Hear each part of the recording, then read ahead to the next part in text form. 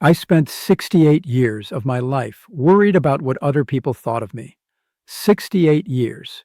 I worried what my parents thought when I was young, what my teachers thought, what my wife thought, what my boss thought, what the neighbors thought, what my children thought, even what strangers at the grocery store thought when they saw me buying frozen dinners instead of fresh vegetables. And then 2 years ago, something happened that changed everything. I was sitting alone in my living room on a Tuesday afternoon. No plans, no visitors. Just me, a cup of coffee, and the sound of the clock ticking on the wall. And I realized something that hit me like a freight train. I was happy. Completely, genuinely happy. Alone in my house with nobody's approval, nobody's validation, nobody's opinion about how I should be spending my time. And for the first time in nearly 7 decades, I didn't feel like I was doing something wrong. That's when I understood the real problem we face as we get older. It's not being alone. It's not the empty house or the quiet evenings or the chair across from you that nobody sits in anymore. The real problem is that we've been conditioned our entire lives to need other people's approval to feel okay about ourselves. And when you're older, when people stop paying attention to you the way they used to, that need for approval becomes a prison. Today, I want to talk about the freedom that comes when you finally let that go. Let me ask you something, and I want you to really think about it. How many decisions have you made in the last month based on what someone else might think? Maybe you didn't buy that piece of furniture you liked because your daughter might think it's too expensive or impractical. Maybe you didn't go to that event because you were worried about showing up alone and what people would say. Maybe you're still dyeing your hair or wearing uncomfortable clothes or pretending to like things you don't actually like because you're afraid of judgment. And here's the thing that really gets me. Most of the time, the people whose approval we're chasing aren't even paying that much attention to us. Your kids are busy with their own lives. Your neighbors are worried about their own problems. Your friends, if you're honest, are probably just as concerned about what you think of them as you are about what they think of you. We're all walking around performing for an audience that isn't even watching. But we can't stop. Because somewhere deep down, we learned that our value comes from external validation. That being alone means being lonely. That if we're not needed, wanted, approved of, then something must be wrong with us. And that belief, that fundamental misunderstanding about where our worth comes from, causes more suffering in old age than almost anything else I can think of. Because the truth is, you're going to spend time alone as you get older. That's just reality. People die. People move away. People get busy. Your world naturally gets smaller. But alone doesn't have to mean lonely. And it definitely doesn't have to mean worthless. Let me tell you about my friend, Robert. Robert is 76. His wife passed away 4 years ago. His children live in different states. He sees them maybe twice a year if he's lucky. Most days, he wakes up alone, eats breakfast alone, spends his day alone, and goes to bed alone, and he's one of the most content people I know. You want to know his secret? He stopped asking permission to enjoy his own life. He eats dinner at 4:30 in the afternoon because that's when he's hungry. And he doesn't care if that makes him old. He watches the same 3 movies on rotation because they make him happy, and he's not apologizing for it. He talks to himself while he's doing chores because it helps him think, and if someone thinks that's strange, that's their problem, not his. Robert discovered what I'm still learning at 70. The problem was never being alone. The problem was believing he needed someone else's approval to validate his existence. Here's what I figured out about approval seeking in old age. First, the people whose approval you're chasing have their own insecurities. Your children who make comments about how you spend your time, they're worried about their own choices. Your friends who judge your decisions? They're deflecting from their own fears about aging. I used to worry constantly about what my son thought of how I was living. Was I being active enough? Social enough? Was I aging well by his standards? Then one day, I realized something. He's in his 40s dealing with a stressful job, a struggling marriage, and anxiety about his own future. The last thing he needs is for me to add my need for his validation to his plate. And more importantly, his opinion about my life doesn't determine its quality. Only I can do that. When you understand that everyone is fighting their own battles, you stop taking their judgments so personally. Their disapproval says more about them than it does about you. Second, approval seeking makes you invisible to yourself. I had a moment last year that really drove this home. My daughter asked me what I wanted for my birthday. Simple question, right? And I froze, because I genuinely didn't know. I'd spent so many years thinking about what other people wanted, what would make them happy, what would make them approve of me, that I'd lost touch with my own preferences. I didn't know what kind of food I actually liked versus what I thought I was supposed to like.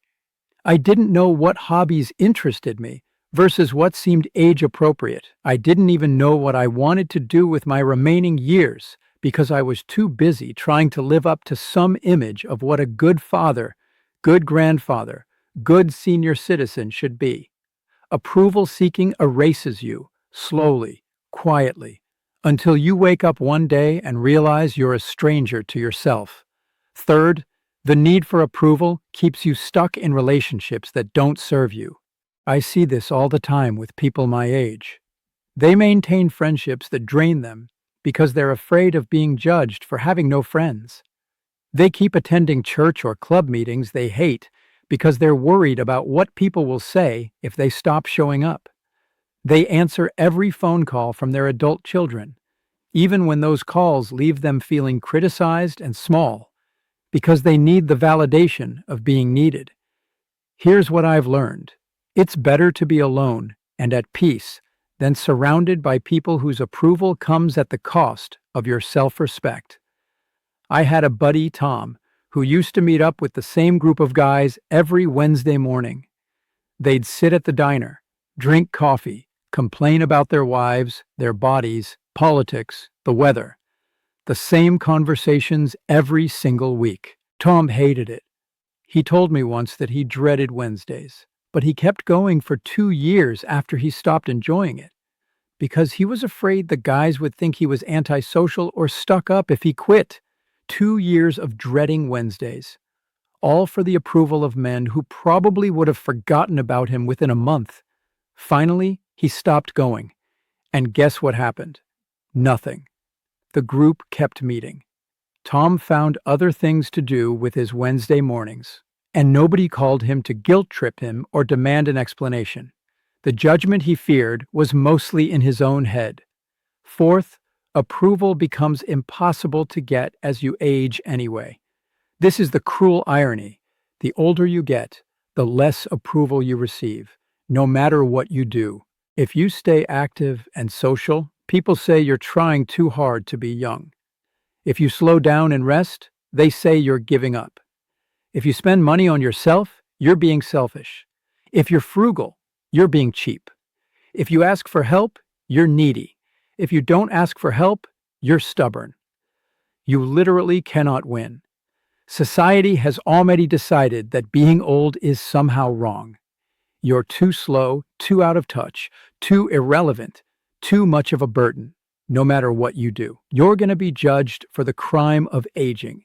So why are you still trying to get approval from a game that's rigged against you? I'm not saying this to depress you. I'm saying it to free you. Once you accept that you're not going to get the approval you're seeking, you can stop chasing it. You can start performing. You can start living for yourself. Fifth, being alone gives you the space to figure out who you actually are. This is the part nobody talks about, the gift of solitude. When you're alone, really alone, without the constant noise of other people's expectations and opinions, You get to meet yourself, maybe for the first time. You get to discover what you actually enjoy, not what you think you should enjoy. You get to set your own schedule, your own priorities, your own standards for what makes a good day. I eat breakfast for dinner sometimes now. Nobody's here to tell me that's weird. I listen to the same album 3 times in a row if I feel like it. I spend an entire afternoon doing absolutely nothing, and I don't have to justify it to anyone. And in those moments of solitude, I've learned more about myself than I did in decades of performing for others. I've learned that I actually like silence, that I don't need constant stimulation to be content, that my own company is enough. Sixth, letting go of approval seeking doesn't mean you stop caring about people.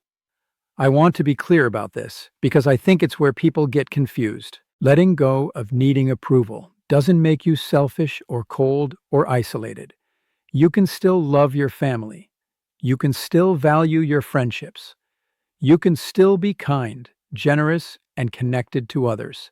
The difference is you're doing it from a place of wholeness instead of need. I love my children, but I don't need them to validate my existence. I enjoy my friends, but I don't need them to approve of my choices. I appreciate connection, but I don't need it to feel complete. That shift from needing to wanting changes everything, because now when people show up in your life, it's a bonus, it's a gift, not a requirement for your emotional survival. And finally, freedom from approval seeking is the ultimate act of self-respect. At 70 years old, I'm done auditioning for a life I've already lived. I've worked. I've raised children.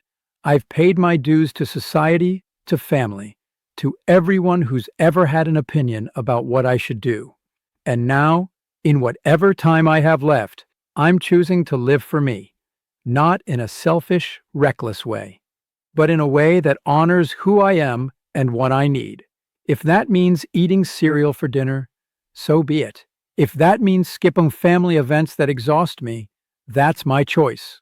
If that means spending my money on things that bring me joy instead of things that impress others, then that's what I'm going to do. Because here's the truth that took me 7 decades to learn. Nobody is coming to save you. Nobody is going to give you permission to live your life the way you want to live it. Nobody is going to validate your existence in the way you're hoping. The only approval that matters is your own. And the beautiful thing about being alone is that it forces you to confront that truth. There's nobody else in the room to perform for, nobody else's expectations to meet, just you and the question, am I okay with who I am? For the first time in my life, my answer is yes. I'm not going to pretend this shift happened overnight for me. Breaking a lifetime habit of approval seeking is hard. There are still days when I catch myself making decisions based on what someone else might think. There are still moments when I feel that old familiar pang of needing validation. But those moments are getting fewer and further between, and the peace that's replacing them is unlike anything I've experienced before. I used to think that being alone was something to be avoided at all costs, something sad and pitiable, a sign that I'd failed, somehow, at maintaining relationships. Now I see it differently. Being alone is an opportunity, a space where I get to practice the most important relationship I'll ever have, the one with myself. Yes, I still enjoy company. I still value my friendships and my family, but I don't need them in the desperate approval-seeking way I used to. And paradoxically, that's made my relationships better. Because I'm showing up as a whole person, not a needy one. I'm engaging because I want to, not because I'm trying to earn someone's approval. The people who truly care about me have noticed the difference. And the people who only valued me for how well I performed for them, they've drifted away. And that's okay.